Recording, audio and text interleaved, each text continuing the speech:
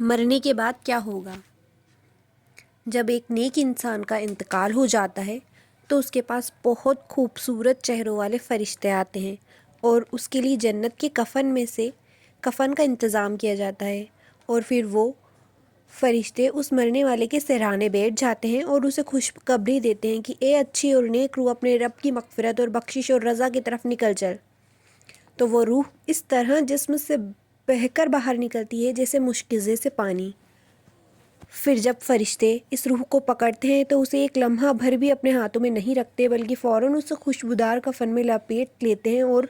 اسے آسمانوں کی طرف لے کر چلتے ہیں، اور وہ اسے بتاتے ہیں کہ اللہ نے اس کے لیے کیا کیا نعمتیں تیار کر رکھی ہیں۔ اور پھر فرشتے اس مرنے والے کو خوبصورت اور اچھے اچھے ناموں سے پکارتے ہیں اور اسے مبارکبادی دیتے ہیں، اور پھر اسے آسمان کی طرف لے جایا جاتا ہے، اور اس کے آنے کی خوشبو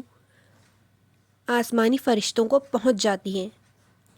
اور وہ اس کا استقبال کرتے ہیں، اس کا ویلکم کرتے ہیں اور اسے خوشخبریاں اور بشارتیں دیتے ہیں جنت کی۔ پھر اسے اللہ کے حکم سے واپس قبر میں لیٹا دیا جاتا ہے، جہاں اس کا حساب و کتاب کا مرحلہ شروع ہو جاتا ہے، جو کہ ایک مردے کے لیے سب سے سخت مرحلہ ہوتا ہے، کیونکہ منکر نکیر قبر کو پھاڑ کر قبر میں داخل ہوں گے اور بہت سخت آواز کے ساتھ سوالوں کا سلسلہ شروع ہوگا، مگر ایک نیک انسان کے لیے سوالوں کا یہ سلسلہ بہت آسانی سے گزر جائے گا۔ وہ بہت اطمینان سے منکر اور نکیر کے سوالوں کا جواب دے دے گا۔ پھر فرشتے اس کو جنت کا لباس پہنا دیں گے اور اس کے لیے جنت کا ایک بستر بچھا دیا جائے گا، اور اس کی قبر کو ایک دم وسیع کر دیا جائے گا، اور اس کے لیے جنت کا دروازہ کھول دیا جائے گا، جہاں سے اسے جنت کی خوشبودار ہوائیں آئیں گی۔ پھر اللہ کے حکم سے اس کا نام علیین یعنی نیک لوگوں کے رجسٹر میں درج کر دیا جائے گا۔ پھر خوشپاس چہرے والا اور عمدہ لباس والا شخص آ کر کہے گا کہ تیرے لیے خوشخبری ہے جو تیرے لیے خوشی کا باعث ہے، اور یہی وہ دن ہے جس کا تیرے ساتھ وعدہ کیا جاتا رہا ہے۔ پھر مرنے والا شخص اس سے پوچھے گا کہ تم کون ہو؟ پھر وہ شخص کہے گا کہ میں تیرے نیک اعمال ہوں۔ تو مرنے والا شخص کہے گا کہ اے اللہ، جلدی قیامت قائم کر دے تاکہ میں اس جنت کے مقام میں جلدی سے پہنچ جاؤں جو تو نے مجھے بتایا ہے۔ پھر اسے قبر میں جنت کے بستر پر آرام سے سلا دیا جائے گا۔ اسی طرح آخرت کے سفر کا دوسرا رخ بھی دیکھ لینا چاہیے کہ جب ایک گناہگار شخص کا انتقال ہوتا ہے تو دنیا میں بہت گناہوں میں ڈوبا تھا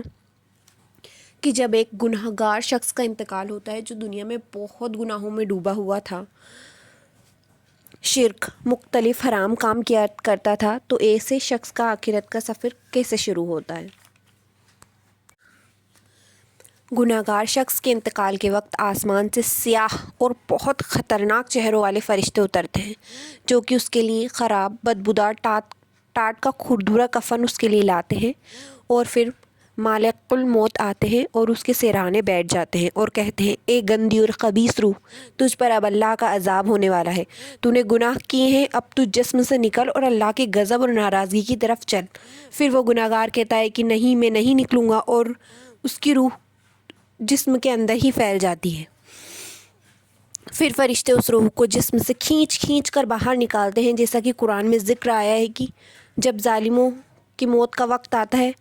اور جب وہ موت کی سختیوں میں ہوتے ہیں تو فرشتے ان کے پاس جا کر اپنے ہاتھوں سے ان کی روح کھینچ کر باہر نکالتے ہیں اور کہتے ہیں کہ نکالو اپنی جانیں، آج تمہیں اللہ کا سخت عذاب دیا جائے گا، اس لیے کہ تم اللہ پر جھوٹ باندھتے تھے، یعنی بغیر علم کے اللہ کے بارے میں کچھ بھی بک دیا کرتے تھے اور اللہ کی آیتوں سے تکبر کیا کرتے تھے۔ پھر وہ گناہگار روح اس سفر کے لیے تیار نہیں ہوگی، تو پھر فرشتے اسے بہت بری طرح سے کھینچ کر اسے جسم سے نکالیں گے، جیسا کہ ہمارے نبی نے فرمایا کہ جب خراب انسان کی روح نکالی جاتی ہے تو ایسی تکلیف ہوتی ہے جیسے ایک بھیڑ کے اون جس میں بہت ساری گتھیاں ہوتی ہیں اور وہ گیلی ہو، اور اس گیلی اون میں کوئی کانٹے دار چھڑی اس اون میں اٹکا کر کھینچی جائے، تو ذرا سوچئے کس قسم کی تکلیف دہ اور دردناک حالت ہوگی۔ تو ایک گناہگار شخص موت کے وقت ایسی ہی تکلیف محسوس کرتا ہے۔ پھر فرشتے اس کی روح کو پکڑ لیتے ہیں اور لمحہ بھر بھی اپنے ہاتھوں میں نہیں رکھتے اور فوراً ہی اسے اس بدبودار اور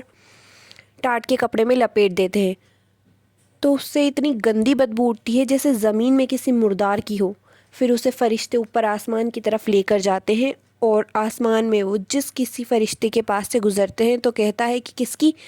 اتنی گندی اور خبیث روح ہے؟ تو انہیں جواب میں ایسے ایسے نام بتائے جاتے ہیں جس سے دنیا میں وہ روح سب سے برے ناموں سے پکارا جاتا تھا یا چڑھتا تھا کہ فلاں بن فلاں ہے۔ پھر فرشتے کہتے ہیں کہ اس گندی روح کے لیے آسمان کے دروازے نہیں کھولے جائیں گے۔ پھر اللہ کے اس حکم سے اسے واپس قبر میں پھینک دیا جائے گا۔ پھر قبر میں اس کے حساب اور کتاب کا مرحلہ شروع ہوگا اور بہت ہولناکی کے ساتھ منکر اور نکیر موجود ہوں گے اور نہایت گرجدار بجلی کی کڑکتی آواز میں اس سے سوال کریں گے کہ تیرا رب کون ہے،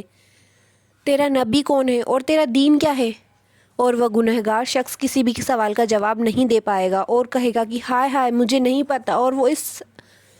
حساب اور کتاب کے مرحلے میں فیل ہو جائے گا۔ اور پھر اس کے بعد اسے اللہ کے حکم سے جہنم کا لباس پہنا دیا جائے گا اور اس کے لیے جہنم کا بستر بچھا دیا جائے گا اور اس کی طرف جہنم کا ایک دروازہ کھول دیا جائے گا جس میں سے جہنم کی آگ کی گرمی اور لوئیں آئیں گی، اور اس کی قبر کو اس طرح تنگ کر دیا جائے گا کہ اس کی پسلیاں ایک دوسرے میں مل جائیں گی۔ پھر اس کے بعد ایک خطرناک شکل اور گندے برے کپڑوں والا شخص آئے گا جس کے اندر سے بہت گندی بدبو آ رہی ہوگی، اور وہ اس سے کہے گا کہ اب بہت بری خبر ہے، سن کہ یہی وہ دن ہے جس کا تیرے ساتھ وعدہ کیا جاتا رہا ہے۔ پھر وہ گنہگار مرنے والا شخص اس سے پوچھے گا کہ تم کون ہو؟ تو وہ کہے گا کہ میں تیرے برے اور خبیث اعمال ہوں۔